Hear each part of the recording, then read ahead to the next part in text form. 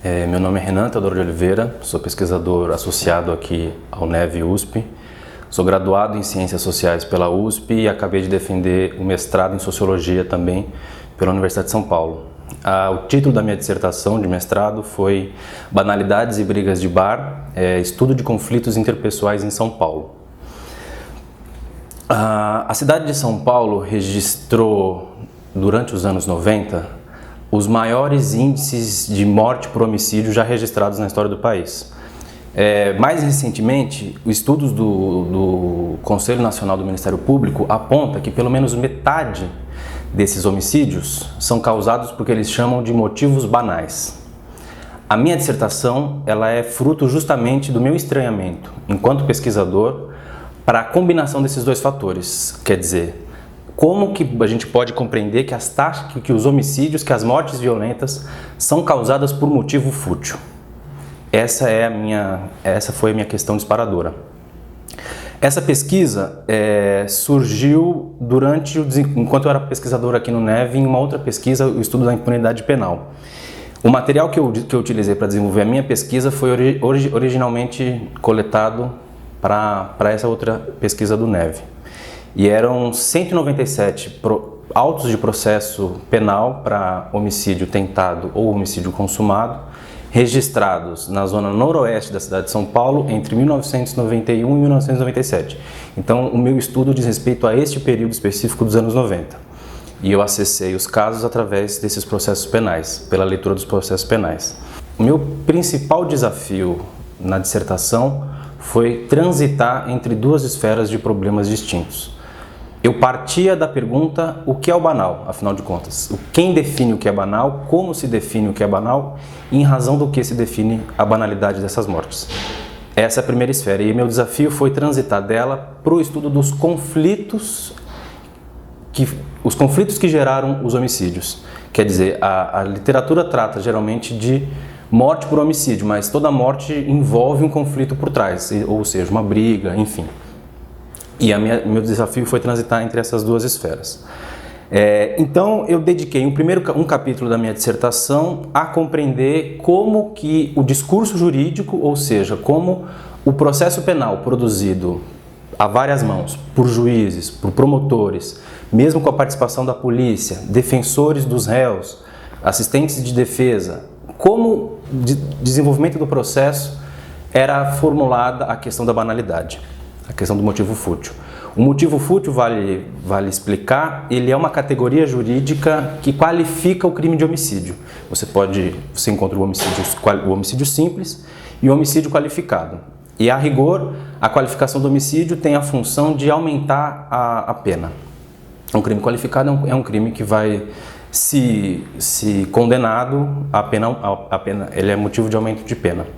Dessa análise eu queria destacar dois aspectos. O primeiro é que, mais do que descrever os crimes de homicídio, além de descrever os crimes de homicídio, os debates em torno das qualificadoras, ou seja, se a qualificadora deveria estar presente ou não deveria estar presente, os debates que são feitos pelos promotores, pelos defensores e pelos juízes, esses debates trazem uma oportunidade de perceber como no processo penal se constrói personalidades sociais, se constrói perfis de condutas que são consideradas certas, que são condutas, são valores médios da sociedade. No final das contas, a categoria fútil, ela diz um pouco respeito a esse afastamento que supostamente existe entre os valores que os defensores e os valores que o discurso jurídico defende e um valor da sociedade que deveria ser um valor ou uma forma de se conduzir na sociedade que deveria por si ser punida. Então, no limite, banal não é o crime, banal é a pessoa que o comete. Em muitos casos, alguns casos mais claros, assim, o discurso da banalidade surge como uma forma de naturalizar. A violência é como se a violência fosse naturalmente característica de certas pessoas, de certos estratos sociais. Então a banalidade causa essa marca no processo. O segundo aspecto, nesse capítulo que eu desenvolvi, foi, no final das contas, confirmar o que outras pesquisas que me antecederam já vinham apontando. As categorias de motivo fútil, motivo torpe, elas também servem com uma função no jogo interno do processo. É uma frase que ficou um pouco famosa. Os promotores jogariam com mais para conseguir o mínimo. Quer dizer, um processo penal começa como qualificado e, ao chegar no júri, há uma tendência do júri não qualificar, entender aquele crime não como homicídio torpe ou fútil, mas como homicídio simples, o que reduz a pena, ou mesmo como um homicídio praticado por violenta emoção. Então tem esse jogo interno do processo penal para crime de homicídio, e a qualificadora também atende a isso, ela é um instrumento interno.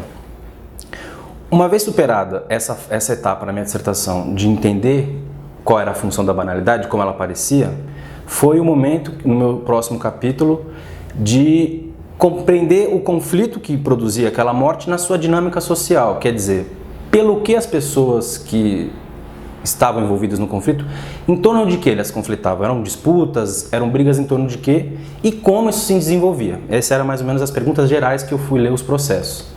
Para isso, esse trabalho me exigiu um estudo mais qualitativo e foi aí que eu tomei a opção por selecionar uma parcela menor daqueles 197 casos de homicídio que eu tinha disponível. Para fazer um estudo qualitativo, eu optei por estudar 30 casos e selecionei 30 casos de brigas de bar.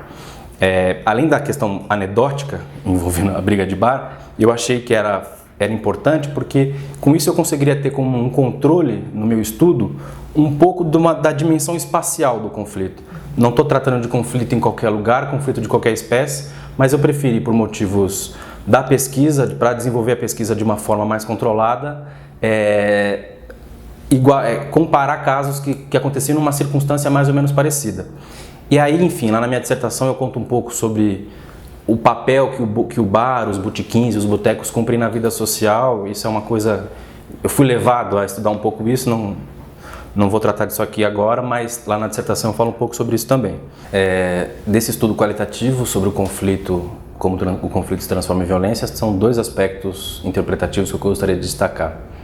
Primeiro, que os conflitos interpessoais, mais do que um ponto fora da curva no cotidiano, um acontecimento inesperado, ele é algo que foi sendo construído a partir de microtensões que estão muito presentes na vida cotidiana. Ele é o encoroamento de uma série de conflitos menores com os quais as pessoas convivem nos seus bairros, nos seus locais de trabalho, enfim. Essas microtensões, elas se dão basicamente em torno de disputas pela manutenção de linhas divisórias entre a minha autoridade e a sua autoridade. Os conflitos eles surgem, na maioria das vezes, quando a autoridade de um dos lados é colocada à prova. E aqui, como eu estudei casos de bar, um elemento fundamental para entender essas mortes é a sociedade ao redor, ali, o público, digamos assim. As pessoas com quem elas conviviam. Todos esses casos que eu estudei, eles aconteciam na frente de todo mundo, não eram assassinatos planejados, eles eram brigas que surgiram no meio de todo mundo e que se deram e que foram levadas a cabo na frente de todo mundo. Então tem esse outro elemento. Como eu vinha dizendo, os conflitos eles surgem em momentos que essas autoridades são questionadas e são questionadas publicamente, o que exige uma resposta rápida. E um outro ponto importante é que, para além do conflito, da produção do conflito, dos casos nessas circunstâncias, a violência entra em cena após uma série de outros pequenos conflitos, aquilo que eu identifiquei como escalada de tensões, um termo que eu tomei de empréstimo do professor Sidney Chalub. Também percebo nos meus processos essa escalada de tensões. Então, uma morte que é considerada por alguns banal, ela na verdade é fruto de um processo que vai tomando forma a partir de conflitos menores, e a dimensão do corpo é muito importante.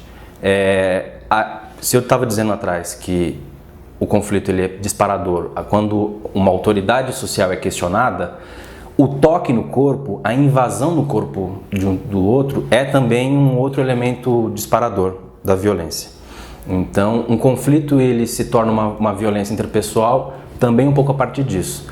E tem um elemento que é transversal, que é fundamental nisso tudo, que são as construções das masculinidades. O perfil dos envolvidos nos conflitos são homens jovens, trabalhadores precarizados da cidade de São Paulo. A questão da masculinidade está presente, ela aparece em todos os casos pelo menos uma vez. Então é uma brincadeira que coloca em dúvida a masculinidade do outro, a capacidade do outro de ser provedor, a capacidade do outro de ser trabalhador, a capacidade do outro de responder como um homem deveria responder. Esse padrão masculino é um outro elemento que tempera essas tensões cotidianas. E por fim, eu acho que uma questão que eu não posso deixar de citar é a forte presença de arma de fogo. Eu, em alguma medida, acabei me deparando com a necessidade de discutir na minha dissertação, ainda que eu não tenha levado isso mais a fundo, sobre políticas, por exemplo, de fechamento de bares, de controle de horário para funcionamento de bares. Em muitos casos, no discurso comum, mesmo no discurso jornalístico, a gente vê, de certa forma não, corretamente associada a questão do alcoolismo a essas banalidades. As pessoas se mataram porque elas estavam bêbadas. Quer dizer, são fúteis, são banais, são uns animais selvagens, em alguns casos a gente pode até ouvir esse tipo de discurso, e estavam bêbadas. É evidente que que a bebida é um elemento que causa algum distúrbio nas capacidades cognitivas. Só que mais do que ser um produto da bebida, eu tentei compreender o consumo de álcool como uma prática social que vem casada com outras questões, como a da masculinidade. Mas não é a bebida o que facilita as mortes violentas. O que facilita as mortes violentas é a forte presença de arma de fogo. Então, em alguma medida, quando se discute políticas públicas para redução, para contenção de homicídios, talvez o mais importante seja não abrir mão de questões do desarmamento, ao invés de propostas como fechamento de bares. Quer dizer, talvez seja mais efetivo não fechar o bar em si, mas garantir o desarmamento da população.